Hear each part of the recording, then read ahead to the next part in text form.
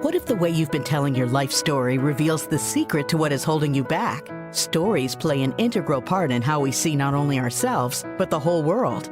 Stories are more than just an important part of communication. They also reveal hidden aspects of our inner talk, which can either support us or end up holding us back from the very things we want most in life, without us even realizing it. Join author, mindset coach, and award-winning singer-songwriter Carrie Rowan on her show, Look for the Good, every Monday at 5 a.m. and 5 p.m. when she shares nuggets of wisdom from her internationally best-selling book, Tell a New Story, 5 Simple Steps to Release Your Negative Stories and Bring Joy to Your Life. Carrie's powerful stories and compelling guests will empower you to change how you look at your own life while giving you some powerful tools and tips you can use every day to help you feel better and move yourself closer to the life you've been longing to live.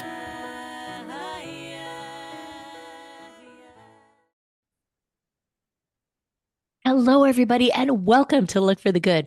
I'm your host, Carrie Rowan, mindset strategist and coach, and I love sharing nuggets of wisdom about the stories that we tell each other, and more importantly, those stories we tell ourselves.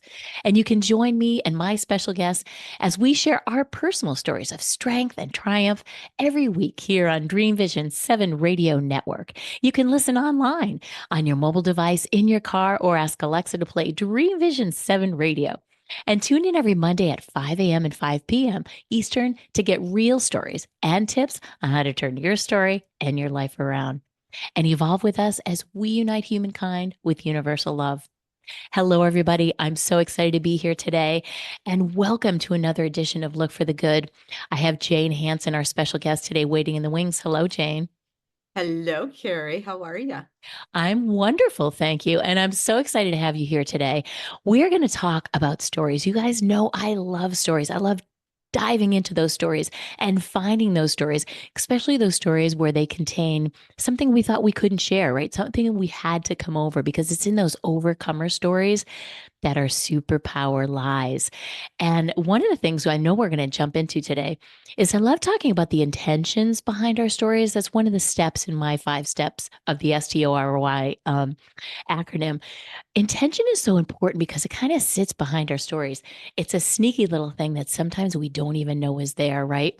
But people can feel it. We might say one thing or talk about a particular story, but our intention, if it's not jiving with what we said, there's this incongruence, right, in what we're talking about. And I love dissecting that. I love getting to that. And that, I think, pertains to some of the work that Jane's now doing that we're going to talk about, is really being coherent with your and cohesive in what you're saying, what your intentions are, your body language, everything, because really that's where the message hides, right? So we're going to talk about that, right? Yes, it does. Because if our body language is not in sync with the words we're using, we immediately are spotted as being disingenuous. And Yeah. when that happens, people aren't listening to what we're saying because they're looking at us and saying, something doesn't match up and I'm not buying it. Yeah. Amen. Right. And people don't understand that because I think we don't really take the time to kind of go in there and take a look at what it is we're saying, what we're doing. Do we believe that? Do we not believe that? Because we're all sensors, right? People pick up on that, the energy of us more than anything. That's for sure. And body, the body language is innate. And what I mean by that is we've been walking on Earth for, depending upon who you believe, 2 to 14 million years, right? As Homo sapiens. Um, but we didn't have a spoken language. I'm sorry, we didn't have a spoken language, much less a written language, until about 160,000 years ago, which means for a very vast majority of the time we walked on this planet, we literally only communicated through our body language, maybe a few grunts here and there, but we did not have ways of talking to one another that were philosophical or meant something. It was simply a gesture of this or that. And so we are innately attuned to it, and we don't even realize it. That's amazing. I never really thought about it that way, like going back in history. It's true, right? Like that is so important because I think we undermine, or it's an understated thing we don't pay too much attention about, right? Um, I'll give people a couple of little challenges. One is turn on a television show without, or a show, a movie, whatever it is, Netflix, I don't care. But turn it on without the sound, and you will be able to pick up the storyline in some way. Yeah. And you're not hearing them speaking, but it's all about their gestures and the way they're reacting to one another. Another fun thing to do is to sit on like a park bench and watch the people walking by. In your head, you make up stories about them. You'll say, oh, that guy looks really dejected. Something awful must have happened to him. I bet he just had a fight with his partner. Or you'll see maybe a kid and a dad walking down the street and they got their hands together, and you go, oh, what a happy little family. You have no idea what the truth is. Right. You'll see how people are dressed and you'll make an assumption about them, which could be dead wrong. But that's what we do because we think from the way they're acting, from the way their bodies are speaking to us, that our story is correct. Yeah, isn't that so true? And then when you find out and you finally meet somebody, and that can be such a different story once you start to dive in there, right? Mhm. But Mhm. that's how important body language is. And I love that we're talking about this. Um, that whole Amy Cuddy TED talk that was really popular for a while based on that Harvard study that was done. I talk about that in my book as well. And I think one of the things that's so important about body language that people don't really connect is, yes, other people are reading it, but our bodies are also telling our mind something very different than we might think. Mhm. Our bodies don't lie. Yeah. Our words might. I mean, if you talk to like FBI interrogators, they will talk to you about eye contact and the way the eyes are looking. Now, a lot of people, when they're thinking, they'll look up in one direction because their mind is really thinking through something. But if you're being interrogated and asking questions, depending upon which way your eyes are looking, that that they're considered to be lies in there. Yeah. They're like creative. One side's the creative side, right? Where it's coming up with some creative story, and one's a factual side. Yep. It's so powerful.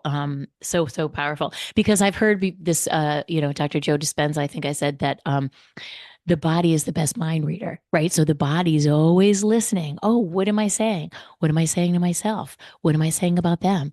What am I worried about? What am I afraid of? And the body's always taking that in and making that become true for us because the mind said it was true and it Right. believes it.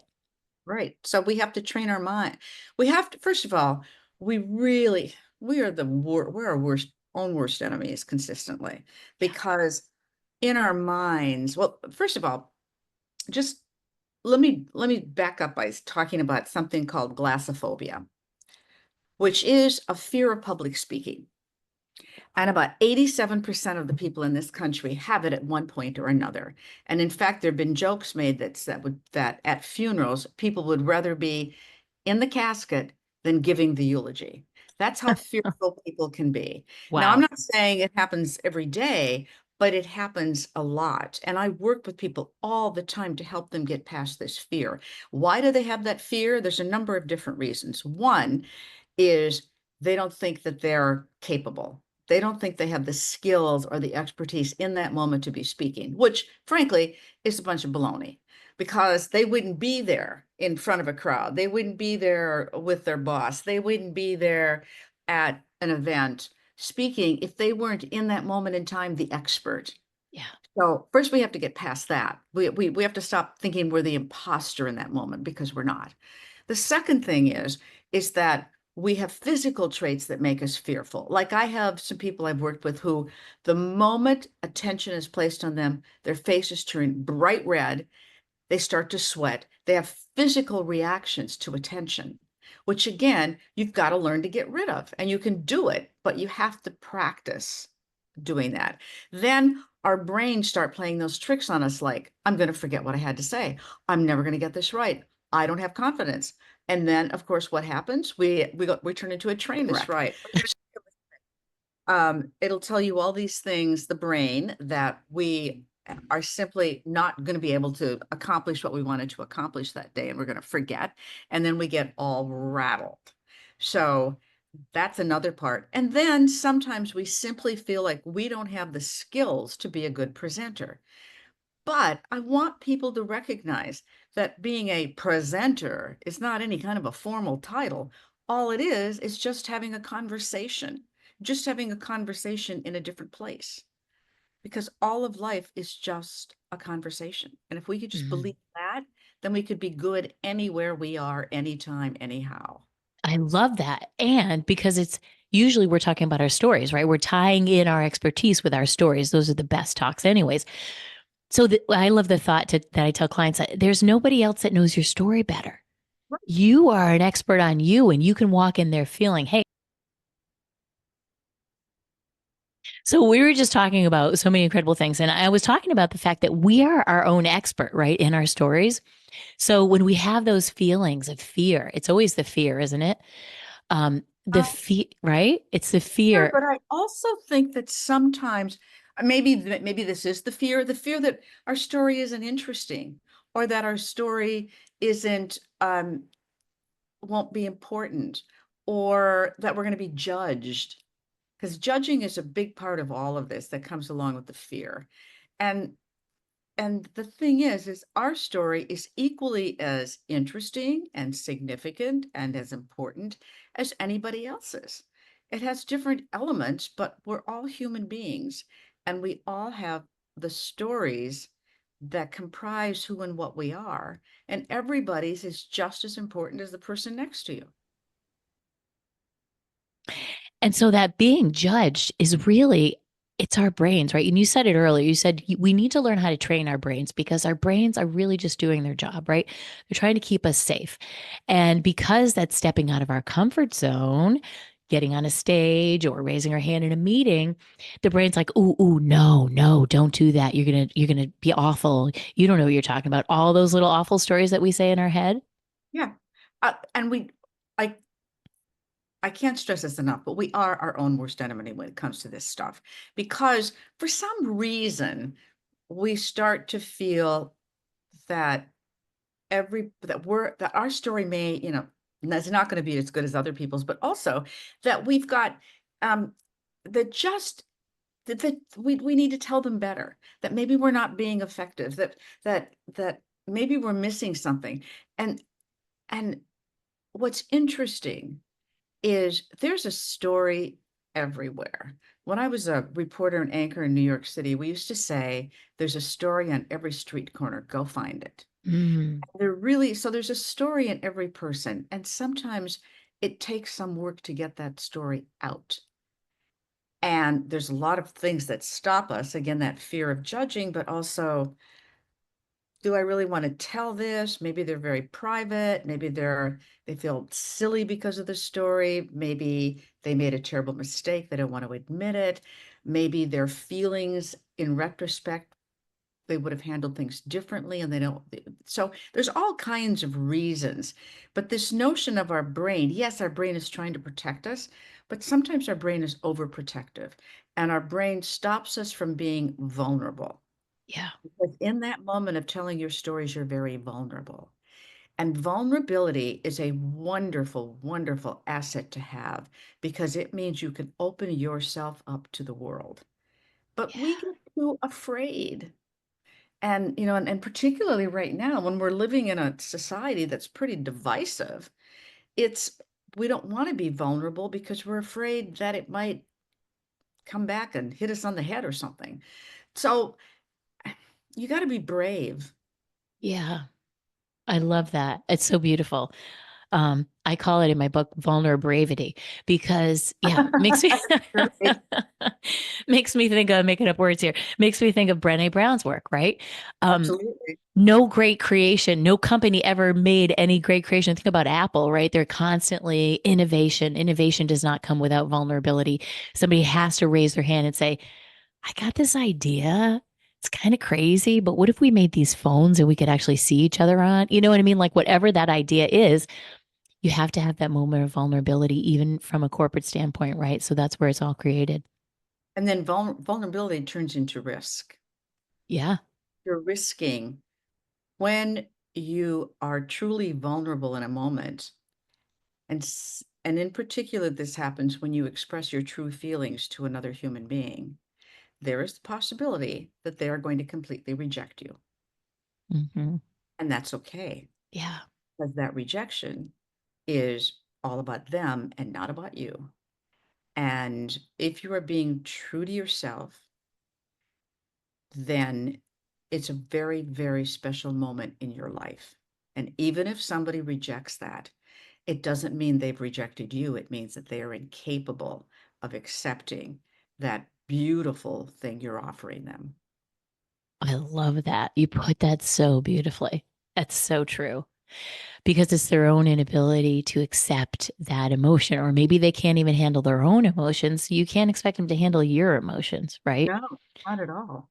Not And at and I love what you said about being true to yourself, because I think that's where we get mixed up in this world these days. There's so much coming at us. We Mhm. live in this externally faced world.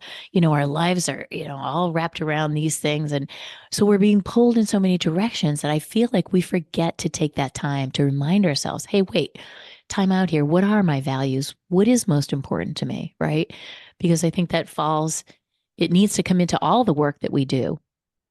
It's so interesting you just used that word values because I've been working on a project that is all about, I'm calling it becoming priceless. Ooh. And the work is all around about us knowing our own value. And what I mean by that is we don't appreciate, again, because our brain plays tricks on us, keeps us safe. Fear, let's not put our place in a place of fear or flight. Hmm. We don't recognize frequently our own values. There are studies that have been done that say we perceive ourselves to be 30% less than we really are, the way other people perceive us. And if you want to play another little game, go to pick five people. It could be, your mother, your best friend, one of your kids, your uncle, your aunt, a work, somebody you work with, your boss, whomever it is, and say, give me a phrase or a word that describes me. And you're going to be shocked at what they say. I will guarantee you this right now, you're going to be shocked because you don't think that you're maybe as good as you are, or you may not think that you have some quality. Like when somebody says you have incredible integrity, you're going, I do? Or or or your compassion or the persistence you have to get something done, the risks you take. What they'll tell you this stuff and you'll go, wow. And it is mind blowing. And it's a really great way of understanding who you are in the eyes of others because Mm. we do not see ourselves as others see us. That's so true. And we forget, right? We get so bogged down. We're in our own heads. We're listening to that voice all the time. And if we don't have ways to kind of get out ahead of that mindset, I like to call it, then we're just going to keep getting pulled down by it. And I love that. I love having clients create something called a feel good folder. And in this feel good folder are those moments. Emails or letters or a thank you note, or because we forget, and we do. We're just human. We need reminders. We We need, do. I We love do. that. I love the notion of every night, bef- at the end of the day, when you're getting ready to go to bed or when you just have a couple of moments to yourself and just write down three things that went really well that day. And by that, when I say really well, what I mean is I saw a beautiful flower that had just opened up, or I had the best conversation with somebody unexpected, or maybe it's I got my hair cut and I look fabulous. That's a good Whatever one. it is, three things that made you feel good that day. Mm. Because sometimes we'll, at the end of a day, we're like, what have I accomplished? Or, oh, that day is over. But if you just write down three things that made you feel good, you'll be shocked again at how suddenly your life seems better. Mm. Yeah, I love that. And you're actually, I love that because you're singing my praises. You said, look for the good. So thank you. And and you're also rewiring your brain to look for the good, because that's it. It's so pre-programmed to look for what's wrong, right? That's keeping us safe. It thinks in its way. and it's just doing its job. We're all wired that way. So when you can start to shift it and have it look and identify, I love that exercise, and look for what's good, what was good about the day. You're actually showing gratitude. You're actually appreciating your life, and that you're saying to the universe, hey, I want more of this stuff, not Right. the other stuff, right? Right. Exactly. Exactly. You know that there's that old saying that if you look for trouble, you're going to find it. Uh, Sounds like so, something our so moms would say. oh yeah. My one of my biggest mentors was my aunt, who my father's younger sister, who has um passed on now. But she just had so many things that were not good that happened to her. Health issues. Her husband died when she was very young. She had a son who died. She had a grandson who Oh, died. It was just one thing after another. And yet she kept on going. She's one of the strongest people I've ever met. And so I finally said to her one day, I go, I said, what is it that keeps you going? Because she would be consistently on my case. Like, why are you feeling bad about that? Look at you. You and so she says, it's your attitude. I said, what do you mean? She goes, if you change your attitude, you change your life. mm. And so I don't always do a great job at it, but I try. I love that. I love that. If you change your attitude, you change your life. And on that beautiful moment, we're going to take a quick break. Don't go anywhere, everywhere. Don't go anywhere, anyone. We'll be right back with Jane. Hello, everybody. We're back with Jane Hanson here on Look for the Good, the Emmy Award winning television journalist and coach. And she has spent over 30 years helping people learn to communicate better. I love the work that you've done. And I love what we were just chatting about. Um, it's so important really to understand that attitude. And when you say attitude, it kind of makes me think of mindset, right? It's all just really wrapped into one. So how is it, you know, what do you do? Give us one of your little inner secrets. You've got all these great little tips and tricks. How do you manage it? If you find that your attitude's it's kind of sort of not where you want it to be, is there a go-to thing that you like to do to help improve that and lift that attitude back up? There are several things depending upon the day. Um, so I will sometimes just go take a walk because I find that getting out of whatever environment I'm in will refresh me.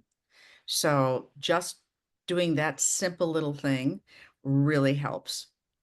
Another thing I'll do is I'll put on music that I love. And I have a whole playlist of happy music. And happy music to me are songs that just make me feel good. And yeah, you can create your own. I I'm love gonna that. advise you. So just make your own. Uh, and so once I start to play that, it lifts me up. And then the other thing is I do listen to some meditation tapes, and I do listen to, I mean, I change it up all the time with a variety of different people, but it's when they're always so optimistic and positive that you can make a change in your life if you are willing to commit to it. So sometimes I make a commitment, and when I do that, that makes me feel good. I'll give you an example. About a year and a half ago, I decided that I needed to hone my body, that I wasn't getting enough exercise to strengthen it. And I thought, as we're getting older, and we all are, whether we like it or not. Some of us are just getting older than others are. But anyway, I decided that I was going to find myself a trainer, and I was going to really work on my core and getting stronger. And so I made that commitment, and I do it. I do it, and I've done it for a year and a half, and it's been amazing the difference that's made in the way that my body looks and how tuned up it is. And people talk to me about it all the time, which of course always makes me feel great. But most of the time I'll make a commitment like that, and then my discipline will sometimes fall off. But this time I thought, you know what? You're going to stick to it and see what happens. And it's been great. So even if your goal is something super simple, like I'm going to get up 15 minutes earlier every day and spend those 15 minutes reflecting on what I want to accomplish today, or those 15 minutes stretching, whatever it is, do it. And I mean, you can, if it just make it as simple as possible and one thing, just one thing. And if you do that and you do it consistently, it really makes you feel good because you're like, hey man, I did that. Yeah. I accomplished that. I didn't think I could, but I did. And then you get this sense of self-pride and it like falls over into everything else you do. So true. I feel like that's really people think that you either have confidence or you don't, but that's exactly what you just described. That's how you build your self-confidence and your trust in yourself, right? And that's like I feel like the foundation. Yes, and confidence is people always talk about, oh, she has so much confidence. Well, what is confidence? Define it. And people can't define it. They'll say, well, it's the way they walk, or it's the way they hold their head, or the way they use their voice, or the way they look at me, or the way whatever confidence means to them, they will say that in another person. And by the way, most of the things I just mentioned have to do with how we're using our bodies. Okay. Amen. So Hmm. if you think about that, then it's how are you sitting? How are you listening? Which is the most underused tool we have in our arsenal, listening, because we don't all Totally. listen very well. Um, and are you looking at me when I'm talking? Or are you really busy thinking about what you're going to say next? So so confidence is comprised of so many things. But what I truly believe that confidence is believing in yourself that you can get through anything and that you are totally capable. I really do believe that. Wow, I love that. You could get through anything and that you're totally capable.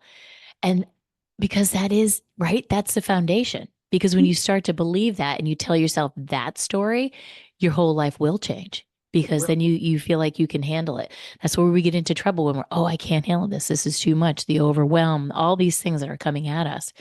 So I love that. It's building that in and it's doing those small, tiny things like that you said. All right, I'm going to do this. I'm going to get the personal trainer.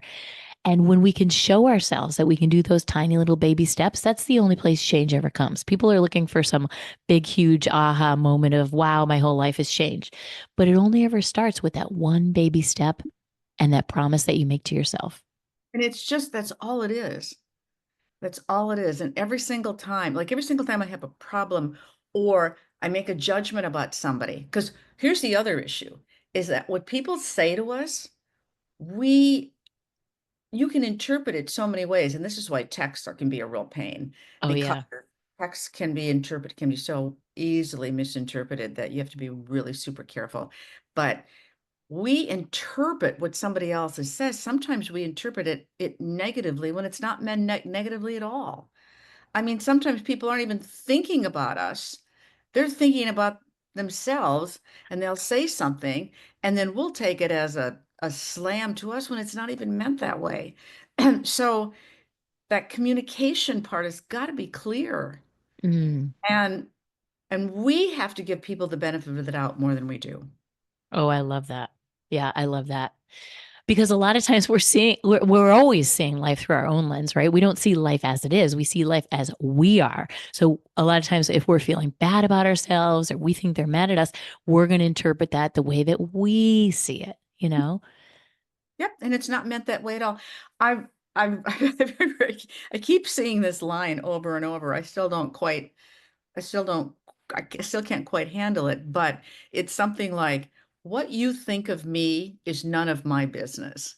Yes. And I just feel like, really? But Wayne, Wayne Dyer used to say that. All I have it right up here to become independent of the good opinion of others and be free from the need for approval, for Mhm. their approval, right? It's like finding a way to get that from yourself, relying on ourselves. Back to the comment about we live in this externally faced world. And how can we find those moments? How can we tune into ourselves? Because we actually do have all the answers. We're We just do. not quiet enough. Another thing you said about the listening to our own selves, listening to that voice inside of us that has those answers. We already have the wisdom, but yet we don't trust it. So we look elsewhere. Mhm. We do. Yeah. We don't need to. I mean, it's always good to study and read and reflect and think and journal and do all of that stuff, I think it makes you better, but it it doesn't mean that you're not good enough right now. So true. Yes, so true. I love that and embracing that. And when you're feeling that, you just named a bunch of great things to do: journaling, reflecting inward, trusting that intuition muscle of your own, practicing with it, um, looking to yourself, changing your story. Because those stories, it's those little negative stories that come up when we're stressed. Those are the hardest ones to catch. The little, oh, you can't do that. Who do you think you are? Something that somebody planted in there, usually before we were even 7 years old, and it just gets stuck in there and it keeps playing every time. And it's catching those stories, figuring out what they are and looking at them. Hey, wait, is that really true? Do I really screw everything up? Am I really stupid? Whatever that meanest story is that we tell ourselves. And Right. then, right. And then asking yourself, wait, that's not true. And I've got all this evidence to back it up. Um, and starting to rewriting Mm. that story. Yes. And there are stories that we've been told. You hear countless stories of people who, um, when they were young, maybe they were never an athlete because they were always the last kid picked and et cetera, et cetera. And all of a sudden they turn out to be a superstar of some sort in a soccer game. And they're like dumbfounded that they actually accomplished that, but they have rewritten their story. And you can rewrite your story. You're not saddled with something from the moment you're born on. I love that. So true. That little story, like maybe it was a teacher that said, oh, that writing's not good. And it just stuck in the head. It was just that one paper, but you took it as a lifetime, but secretly, and then someday they break out of that and they're like, this great writer. But I love that. It's not believing all the stuff that goes on up here. Mhm. Again, And what you're talking about. we have to clear our heads, and sometimes that takes some work because don't believe everything your brain tells you. Exactly. We're going to be in a lot of trouble if we start doing that, right? But we do because we never take the time to sit down and examine it, right? And that's another thing. I don't think when I'm this work that I'm doing with people about learning your value or knowing your value, I should say, when I start to go down a pathway of, well, tell me at work, what value do you bring to your work? And they'll give me some answer and then there's another answer. But I'll say, but do you do this? And do you speak honestly? Yeah. Do you are you really organized? Oh, I'm so organized. People make fun of me. Oh, are you this? Are you that? And all these things that all together make a great person, make a great employee, make a great boss, all that stuff. Are you curious? And when you put all this stuff in and they start to see this picture of themselves that's different than the one they have, because they haven't really thought about that before. They haven't thought about the fact that they can walk into a room and go up to anybody and start a conversation. That's a unique talent. You should be proud of yourself for doing that. That they are adaptable, they're flexible, all these qualities that we don't appreciate in ourselves, and yet they're there and they're important. And if you just start making a list, that's why I'm saying ask other people what they think of you, and that it really helps. So Love it's an that. interesting thing because the value of that is it means what are you bringing to the table, and make sure you know what you are really good at. Yeah, that's so true. And that's why I love what you're saying about ask other people. Because your friends always know, your worst story. They always can see the strength in it, right? They can always see those subtle things that we just fluff off because, oh, yeah, well, we just take it for granted. So, yeah. And that's where your new story can come from. Yes, your news story can come from a lot of different places. And it can also just come from the fact that you want to change it. You just, Yeah, I'm exactly. sick of this one. Yeah, they get old and worn out, those stories, right? And the funny thing about the work that I do, teaching people to look for these stories and uncover them, they have their little journal that they write, they catch their story catcher journal. A lot of the times they don't even realize that they're saying those negative stories to themselves. until they start to catch it. And then they catch it and they're like, ooh, wow, I don't want to tell that story. And then they start to catch themselves saying it, when they're in that stress moment, and they just pull it back and they start to reconstruct that narrative that goes on inside their head, which really affects everything in our whole world. It's the whole, yes, it affects everything. And I think that's really crucial. I was trying to solve a little problem that I had with my attitude towards somebody that I was working with. And so I did a little bit of work and I talked to a therapist who said, I want you to spend 19 days, 19, not 20, not 3 weeks, not, it's very specific. I want you to spend 19 days every single morning taking a walk and then writing how your all of your feelings. I want you to spend, this 20-minute kind of walk in the morning, first thing when you get up, and then write your feelings and then put it all aside and then do it again the next day and do it for 19 days. And I think for her giving me that weird time frame made me, in a certain sense, like it's almost like when the airlines give you a plane that's leaving at 7:38, not 7:40 and not 7:30, but 7:38. You have this thing in your head, I got to be there on time. And I think they do it on purpose. So it was one of those things of like, I got to solve this problem in 19 days. And I'll be darned, it changed. The whole thing Wow. changed. So it was really good. And I I looked at it kind of in marvel, like, wow, I've never thought about how you can turn something around by just not focusing deliberately on it, but focusing on an action that took away its power. Mm, I love that. You interrupted the pattern. Yes, that's exactly what I did. Yep, you interrupted. And whenever you use your body, but the body's such a quick way. And as you were listing off those things, use your body, play music. I'm like, did you read my book? Because those are the quickest ways to change your mindset. Get out for a walk. I suggest that all the time.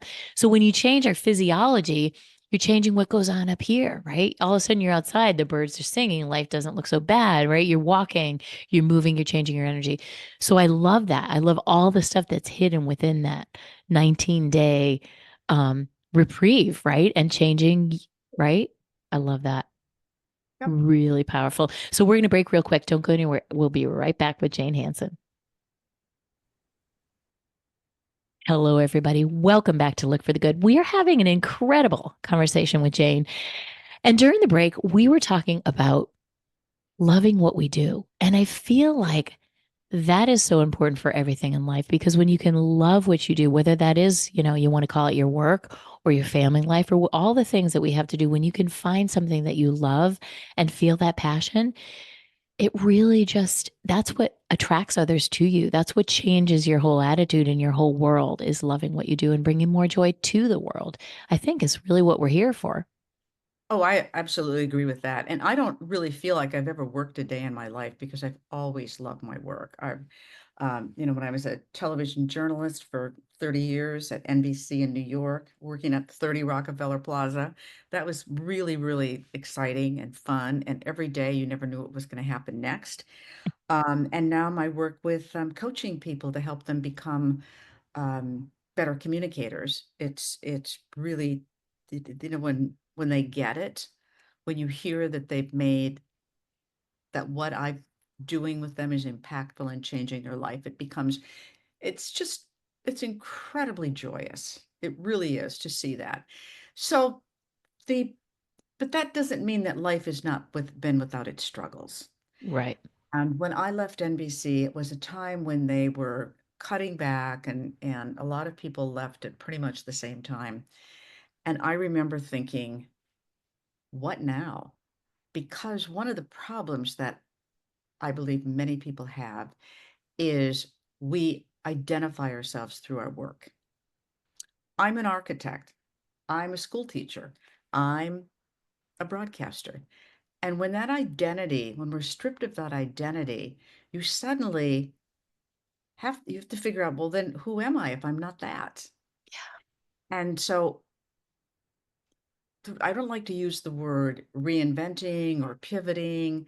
What I like to I like to say it was all about finding out who I am again. Mm. So this work kind of popped up because um I was sitting in the studio one day, not too long before I left, and I was interviewing a guest, and the guest, I asked some questions, and the guest told me a couple of things, and then I started following up on that and completely threw away the questions that we had originally scheduled. And when we finished, the guest said, "You, I didn't get to say what I wanted to say." Um, and I said, "Well, whose fault is that? I took you down a road and you never got back to the subject." And he was quite upset. And I said, but you should have said, I appreciate that question, but I really want to talk about, my book." Um, so in that moment, a light bulb went off in my head, and I said, I know exactly how to teach people to be able to do interviews or to give speeches or to make presentations and to get, to make sure that they're delivering their message with impact, telling people what they came to say. And so it was just, it was a really interesting moment because it was like all Mm. of a sudden the vision cleared in my head. Now, doing that was a lot harder than just having that aha moment. Um, but I just started and I learned as I went along about how to really, and fortunately, I had a lot of experience in the world of presentations, in the world of being on stages, and of course, being in the world of doing media interviews because I've done it my whole life. And so for me, it was more that I'd walk that walk, and now I could really talk the talk and Mm. give people a lot of the tips and the secrets and the advice and the exercises about how to get there. So it became, um, even though it wasn't like snap, crackle, pop. Oh man, look, I got a new business and it's working beautifully. There was work to it, but it's also brought a lot of joy. And I think if we find what we really are meant to do, it somehow works its way through it. And you have Yeah. to hang in there. And I remember talking to my aforementioned aunt, my mentor, who I'd say, I don't know how well this is going. And she goes, "Oh, please." A funny story about her is when I was offered my very first job in television, and I was just graduating from college, and I graduated early. I was 20 years old, and I graduated like Wow. a semester early from Hmm. school, taking all these extra courses and stuff. And she happened to be I was back at my parents' home this particular day, and she happened to be there with my two brothers because they had gone on a trip and she was watching over them. Um, so I came home and I got a phone call from a television station I'd interviewed, which was in Sioux Falls, South Dakota. And well, which wasn't very far from Cold. my hometown in Minnesota, but that wasn't exactly my dream. Mhm. So they called and offered me a job, and I said, "Hey, great, yeah, but I don't, no, I don't think so." And I hung up. And she said, "Did you just get offered a job?" And I said, "Yep." And she said, "Well, why didn't you accept it?" And I said, "Well, A, I don't really want to go to that city, and B, I'd like to take a little time and go spend some time touring Europe and blah blah blah blah." And she said, "And who's going to pay for that?" And I said, "Well," and she goes, "So you're going to hit your father up for money, right? He's paid enough." And she goes, "So either you call up and accept that job, or I'm going to call up and pretend like I'm you and accept that job." And I went, "You can't do that. That's illegal." And she said, "Well, take your choice." And, my brother told me that she and I, 'cause I don't remember this part of it. He said we screamed at each other for about an hour. Finally, I picked up the phone. I accepted the job, and it led to everything else I ever did. I mean, I was at Wow. NBC within just a couple of years. Wow. And so I'm forever grateful for her for making me take that job. So then when I ended up leaving NBC, and again, it wasn't my choice at that moment, she was one of the hardest people to call because I thought, God, she's gonna like think I've failed. And she started to laugh. And I said, "What's so funny?" And she goes, "Remember when you wanted to go to Europe right after you graduated and you were gonna go stay in all those hostels and things?" And I said, "Yeah." And she says, "Now you can go do it.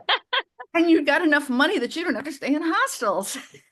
That's awesome. She So brought that moment full circle full for you, circle. right? And so, and I thought, you know what, she's right. why am I rushing to move into something else? Let me take a breath here. So, um, it's just really thinking about, where am I going? How am I going to do it? How can I get there? How can I do it in a successful fashion? Who can I lean on? Who can I ask for help? We don't ask enough people for help because we're afraid to. It's just, True. there's just so much that goes on, but it's really believing in yourself and believing that you can do it. You can do whatever you set your heart to. It's Yeah. going to work. You got to believe that. Always. Yeah. I love that you said that too, because, you certainly have the credibility. People are going to want to flock to you to learn about communications because you're such an expert. And, um, but the thing, like, I love what you're saying that we bring to the business is, yeah, we might have all that experience and all that goodness. And it's just really, it's the way we're packaging ourselves, right? Because nobody else can do it exactly like Jane Hanson can, right? Or Nobody like, else can. Exactly. Nobody can deliver as well, like you can. And I love teaching people that because we tend to say, oh yeah, well, Jane's got all this experience. But what we really bring is that secret ingredient is us, the essence of who we are and what your special sauce is, which is different than mine and everybody else who tries to do the same thing. And I love that. I love that you're really trying to get people to go inside and figure out what is their special sauce. What is it that they bring to the table? What's their value? and that's that we just sometimes we just don't know how beautiful inside we are. We just Yeah, don't. we don't. We don't. And you started to say earlier, we recognize it in other people. We see something and we say, "Oh, I want some of that." But I love that old quote. I don't know what it is off the top of my head. I'm going to summarize it. That says, we couldn't recognize it in somebody else unless we already had it in ourselves. Oh, that's cool. Right? It was Yeah. some sort of it's a Rumi said it way more artistic than I just did, but it has to be within us in order to recognize it in somebody else. So you have a spark of it already. You just need to get in there and polish it up. Right, exactly. And let it shine out. Yeah, let it shine. When Let I it get come through. when I get on stage, and so when I do my talks, I bring my guitar, right? Nobody else really brings their guitar, and I get people to sing with me to show them how they're, using all that we're increasing their oxytocin, we're doing all these we're changing their mindset by singing and standing up and I make them dance. And we sing, you know what we sing? You just What? said it. This little light of mine. I Aw, have them sing because it's one that everybody knows, and I tell them the story because I worked with kids for many years about how it's letting that light shine, right? It's sharing joy. That's really what we're here for. And when you can find what that is that makes your light shine, it'll change your whole life. right. I agree with that completely. Just yeah, and it's also when you say letting it shine, it's also all about letting it go. And what I mean by letting it go is letting all of the stuff that stops you go. Mm, Because we yeah. get a lot, oh, I can't, oh, I don't think I can do that. I don't have enough time. I don't really know how to start. Are people really going to believe this? Am I the right person? Do I have the expertise? Hmm. What if what if it doesn't work? Yeah, exactly. And those are the things. That's just imposter syndrome, right? And when you know how to work around that and you've done those little baby steps that we talked about before, and then all of a sudden, 19 days later, you turn around and you look and you go, whoa, I'm making a little bit of progress. And that's all that matters is one little baby step towards what that dream is. Exactly. It's the only thing that's worked ever. I love that. Tell everybody where they can find you. Where can they find out if they want to work with you? Where can they get more information on the work you're doing now? I have a website that's called janehanson.com, Hanson. So there's a lot of information on there. So you can reach me through that. And my email is so easy. It's jane at janehanson.com. Couldn't be any easier. And we don't even have to spell Jane, which is so cool. Oh no, that's not true. It's so funny. I was at a thing 2 nights ago with another woman named Jane, and Jane is kind of a little bit of an old-fashioned name. And we were laughing because every so often somebody will say, "So Jane, is that spelled Jayne?" And I go, why do you want to add an extra letter? Let's just keep it simple. I know that you're right. There's a lot of new modern Janes with the Y, right? That's so Right. true. But we love spelling on radio here, so we spell everything anyways. So it's Jane Hanson, everybody, JaneHanson.com, or email her at jane@janehanson.com. And I've loved this conversation. You have dropped so many nuggets of wisdom, and I love all your little exercises and fun things that people can do to help improve that nonverbal communication, which is so important. Thank you very much. I really enjoyed being with you, Carrie, and I love what you do. Oh, So, thank you, Jane. Thank you so much for love coming on the show. fest here. Love fest. Big Zoom hug. So remember, everybody, if you want to find out the scoop behind the scenes, go to my website at carrierowan.com, CarrieRowan.com, and click on podcast. You can hear and you can download Jane's episode and any of the other episodes and sign up for the mailing list so you can get this secret inside scoop. And do remember, it is never too late to tell your best story. Thank you so much. Be well, everyone.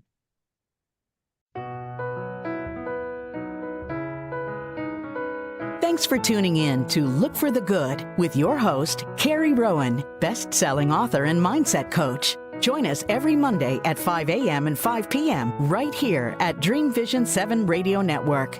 If you weren't able to catch an episode, no worries. Just visit our website to find all the archived episodes of Look for the Good on demand so you don't miss a thing. And remember, it's never too late to live your best story. For additional resources or to find out about how you can work with Carrie directly, visit carrierowan.com for more details.